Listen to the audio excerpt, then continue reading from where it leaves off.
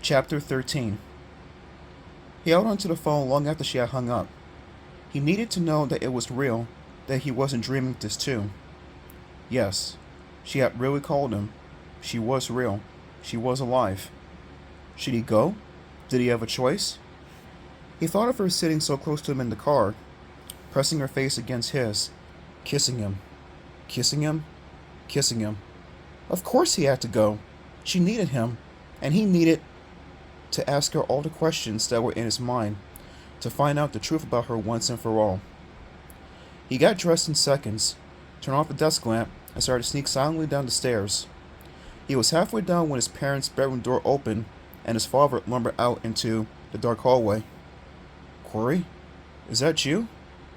He had to answer. If he didn't, his dad would think it was a burglar. Yeah, Dad, it's me, he whispered. What's the matter? What are you doing? Think fast, Corey. Think fast. I'm just going down for a snack.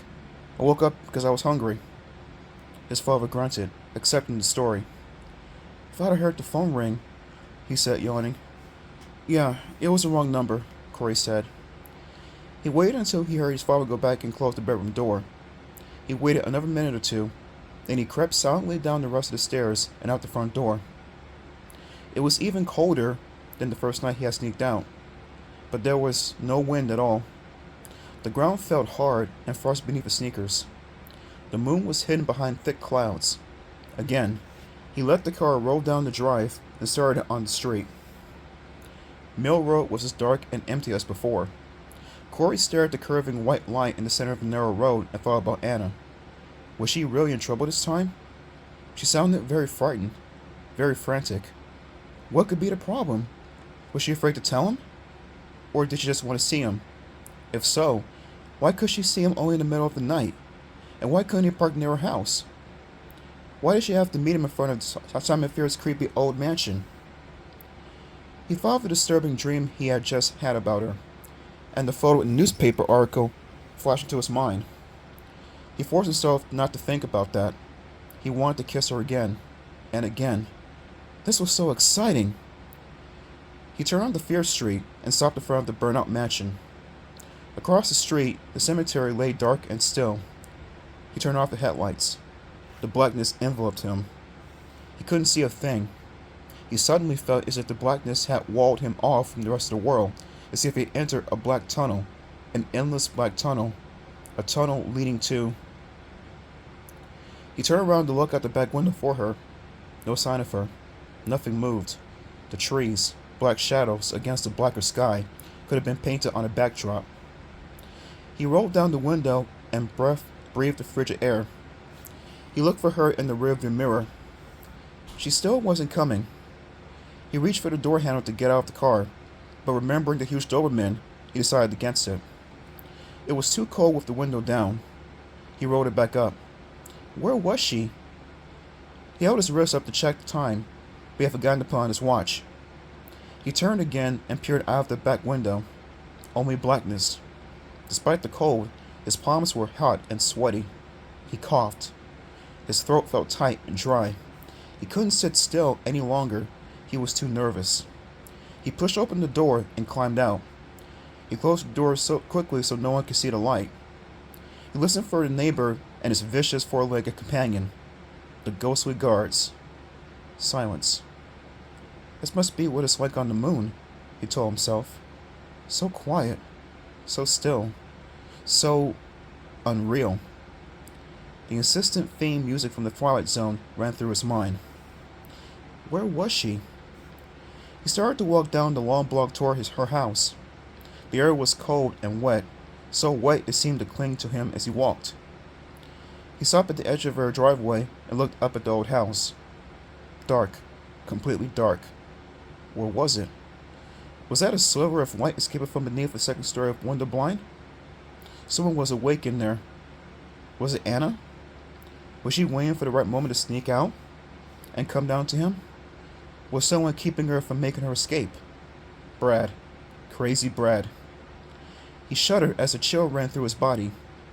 He decided to go back and wait in the car. The street was so dark, he couldn't see more than a few feet in front of him. The only sounds were his footsteps as he trudged over the gravelly road. Finally, he climbed into the car and closed the door. It wasn't much warmer inside. He slid down low in the seat, pulling his head down into his jacket, trying to warm up. Where was she? He stared at the windshield, watching her frost up from his breath. Was he shivering from the cold, or from the fact that he was starting to worry about her? Maybe something terrible had happened to her. Maybe she had called him because she knew she was in danger, and he hadn't come soon enough. Staring at the opaque layers of steam on the windshield, Corey's ideas grew wilder and wilder. Maybe Brad was holding Anna prisoner in that house. She had said that Brad was dangerous. That was the very word she had used. Dangerous. Maybe she wanted Corey to help her escape from Brad. Only Brad had found out about her plan, and he had... What? He pushed open the door and jumped out. He looked back down the block toward her house. She wasn't coming. His breath was forming curtains of smoke in front of him. He realized he was breathing very rapidly, and his heart was pounding. Where was she? He had no choice. He had to go to her house. He had to make sure she was okay. She had called him for help, and all he had done was sit in the car trying to stay warm. Some help.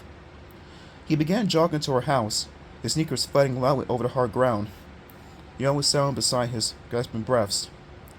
He turned up the gravel drive and picked up speed. Looking up, he saw the thin sliver of light in the upstairs bedroom. The ground tilted and swayed. He forced himself to keep jogging steadily, up on the porch now. Then he was ringing the bell, forgetting that it was broken. Then he was knocking on the door. First a normal knock, then, when no one answered, as hard as he could. Where was she? What were they doing to her? The door swung open. Brad, looking sleepy and puffy-eyed, stepped quickly out onto the porch, nearly knocking Corey over backward. His little eyes opened briefly with surprise, then narrowed in anger as anger spread over his pink face. You, he said, and turned his face as if to spit. Corey tried to say something, but he was too out of breath. What do you want now? Brad asked, leaning menacingly over Corey. What are you doing here? Anna called me, Corey managed to get out. Brad's face filled with rage. He reached out and grabbed the front of Corey's jacket. Are you trying to torture me? He screamed. Is this some kind of cruel prank? Corey tried to pull away, but Brad's grip was surprisingly strong. Wait, I told you, Brad screamed at the top of his lungs. Anna is dead! Anna is dead! Why can't you believe me? He was pulling Corey's jacket so hard, Corey was having trouble breathing. In a desperate attempt to free himself, Corey brought both hands up and smashed him down against Brad's forearms. Brad let go.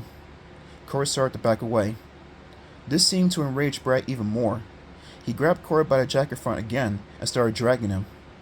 He pulled him through the open front door and into the house. Now I'm going to get rid of you once and for all, Brad said.